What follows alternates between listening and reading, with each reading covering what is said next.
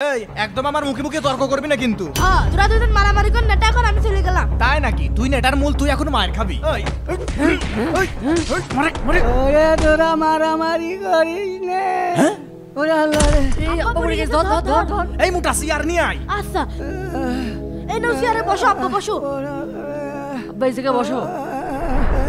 তোদের এত করে বলি আমার যাওয়ার সময় হয়ে গেছে, তোদের এত করে বলি তোরা এক হয়ে থাক।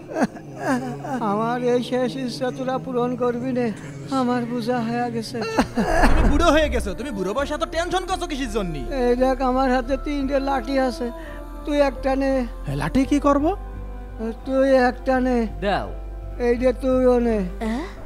এই রে তোরা 3 জনে এই লাঠিটা ভাঙিয়ে দেখা। এই লাঠি ভাঙতে হবে? আবার শক্তি পরীক্ষা করছো? কোনো বিষয় নাকি?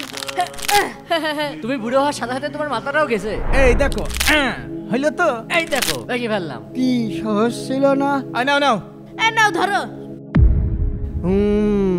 বাবা এইবার এই কাঠিগুলো একসাথে ভেঙে দেখাও দিনি। এই না ভাঙে ভাঙে। হ্যাঁ দাও তো দেখি। হসে না। এই যে আমার কাছ দে। এত সহজ না। এই যে আমার কাছে। ভাঙো ভাঙো, হাত ভেঙে যাবে নি তোমার। সম্ভব না, এতগুলো কাঠে একসাথে থাকলে ভাঙা যায়। ধরো।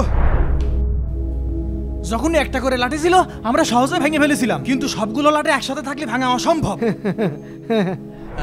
শোনো বাবা, আমি তো এইটাই বুঝাতে চাচ্ছি, তোরা 3 ভাই যদি আলাদা আলাদা থাকিস তাহলে তোদের শত্রু সহজেই ভাঙিয়ে ফেলবে, আর তোরা যদি এই কাঠিগুলোর মতো এক হয়ে থাকিস তাহলে সহজেই তোদেরকে কেউ ভাঙতে পারবে না, মুচড়াতে পারবে না। বাবা তুমি একদম ঠিক বলেছো, আমরা আলাদা থাকলে আমাদের শত্রু আমাদেরকে সহজেই ঘায়েল করে ফেলবে, তাই আমরা আজ থেকে এক হয়ে থাকবো।